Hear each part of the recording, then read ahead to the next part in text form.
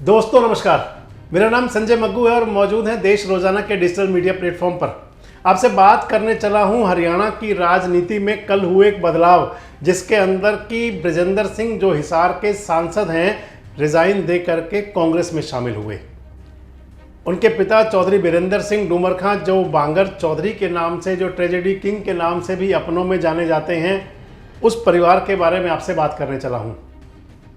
चौधरी बीरेंद्र सिंह की जो पृष्ठभूमि रही है वो कांग्रेस की रही है। चौधरी बीरेंद्र सिंह जब कांग्रेस में हुआ करते थे, चाहे वो दौर राजीव गांधी वाला था और चाहे वो दौर सोनिया गांधी वाला था, चाहे वो दौर इंदिरा गांधी वाला था 1984 का, चौधरी बीरेंद्र सिंह का एक कांग्रेस के अंदर अपना एक स्थान रहा था। वो अलग बात है कि कांग्रेस में उनको शायद वो सब नहीं मिला जिसकी वो उम्मीद कर क्या करते थे। अगर आपको ध्यान हो तो चौधरी बीरेंद्र सिंह का एक सोशल मीडिया पर एक इंटरव्यू चलता है, जिसके अंदर कि वो बताते हैं कि अगर राजीव गांधी जी का हत्या ना हुई होती, राजीव गांधी जी का जो मर्डर हुआ, जो राजीव गांधी जी की शहादत हुई, अगर वो ना हुई होती तो शायद वीरेंद्र सिंह हरियाणा के मुख्यमंत्री बन गए होते, जो वीरेंद्र सिंह कहा करते हैं। चौधरी बीरेंद्र सिंह कहा करते हैं कि उस समय रात का समय था, हरियाणा की अंतिम रैली कर चुके थे राजीव गांधी, और उस रैली के बाद में रात को 2 बजे कॉफ़ी के मग के साथ चौधरी बीरेंद्र सिंह से पूछा था कि क्या हम हरियाणा जीत जाएंगे। हरियाणा जीते थे उस समय, 1991 का चुनाव था, हरियाणा तो जीते, लेकिन राजीव गांधी जी शहीद हो गए, राजीव गांधी जी की हत्या हो गई और उसके बाद में चौधरी बीरेंद्र सिंह के जो सपने थे वो अधूरे रह गए। मुख्यमंत्री बन गए चौधरी भजनलाल।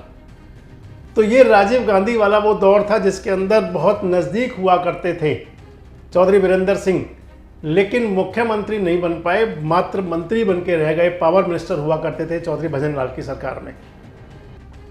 उससे पहले अगर देखें तो 1984 में सांसद बने थे वीरेंद्र सिंह हिसार से, ओम प्रकाश चौटाला को हराया था। इंदिरा जी के भी इतने ही नज़दीक हुआ करते थे। इंदिरा जी की निधन के बाद, इंदिरा जी की शहादत के बाद में उनको टिकट मिला था लोकसभा का, और वो दौर था जब उसके बाद में वो राजीव गांधी जी के नज़दीक हुए धीरे धीरे। और अगर आगे चलें तो फिर जो सोनिया जी वाला समय आया, सोनिया जी के टाइम पर 2004 में कांग्रेस के अंदर हुआ करते थे। 2004 में भी उन्होंने कांग्रेस से ही चुनाव लड़ा था, विधानसभा का चुनाव, विधायक बने थे। मुख्यमंत्री भजनलाल को बनना था उस समय पर, लेकिन चौधरी भजनलाल मुख्यमंत्री नहीं बने, भूपेंद्र सिंह हुड्डा मुख्यमंत्री बने और एक बार फिर मुख्यमंत्री बनते बनते रह गए थे। उस समय भी चौधरी वीरेंद्र सिंह, लगता था कि भजनलाल जी के स्थान पर लॉटरी वीरेंद्र सिंह जी की लग जाए। मुख्यमंत्री भी नहीं बने तो भूपेंद्र सिंह हुड्डा की वजारत में मंत्री बने। उसके बाद वो समय आया जब वीरेंद्र सिंह जी को कांग्रेस ने राज्यसभा में भेज दिया। वो अंतिम मुकाम था, सबसे बड़ा मुकाम था कांग्रेस के अंदर चौधरी वीरेंद्र सिंह का। कांग्रेस छोड़कर आ गए 2014 के चुनाव से पहले।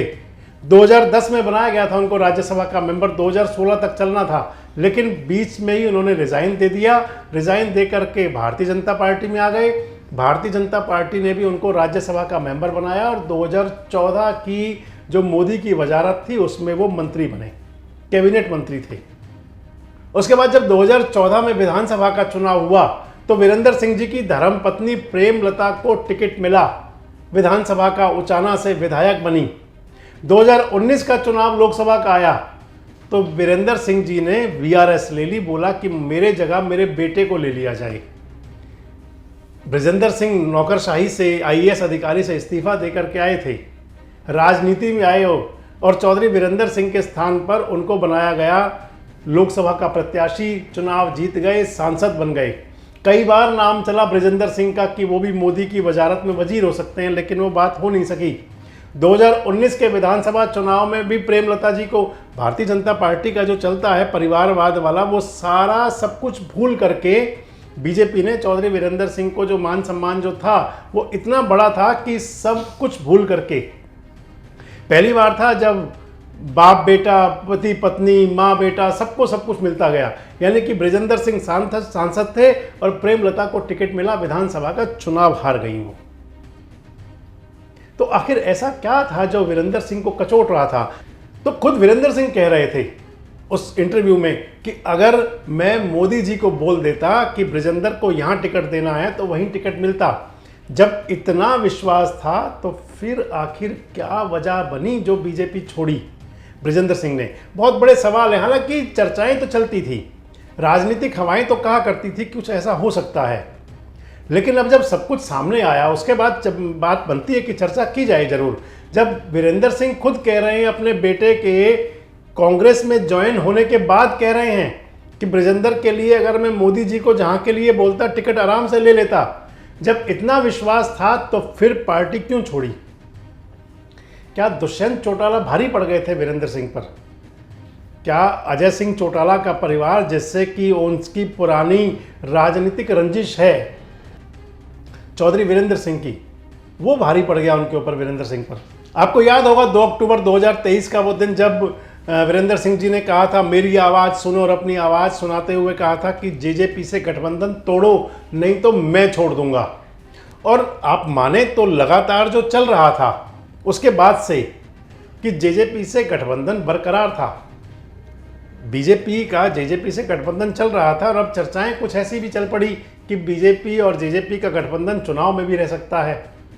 हर दिन नई तारीख देते थे चौधरी वीरेंद्र सिंह की गठबंधन तोड़ो, गठबंधन तोड़ो। और इधर था कि हर दिन तंज कसते थे दुष्यंत चौटाला, अजय चौटाला, दिग्विजय चौटाला कि भैया चौधरी साहब तारीख तो रोज दे रहे हैं, छोड़ेंगे कब कुछ पता नहीं।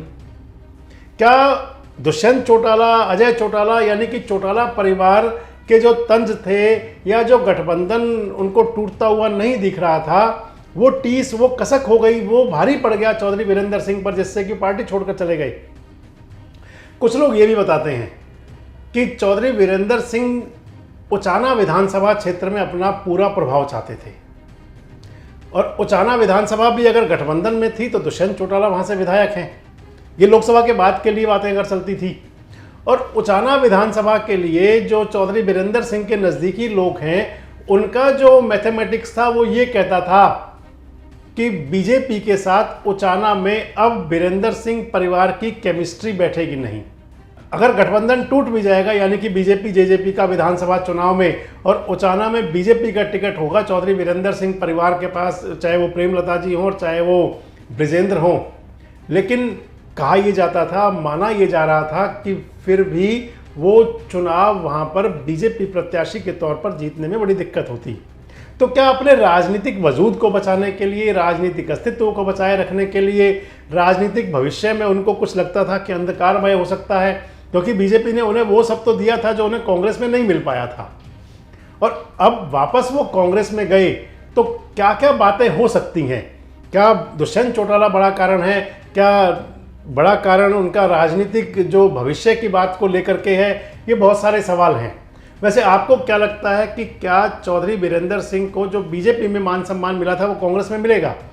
आपको क्या लगता है कि क्या चौधरी वीरेंद्र सिंह या बृजेंद्र सिंह या प्रेमलता जी अब कांग्रेस में जाकर सांसद और विधायक सब कुछ बन सकते हैं?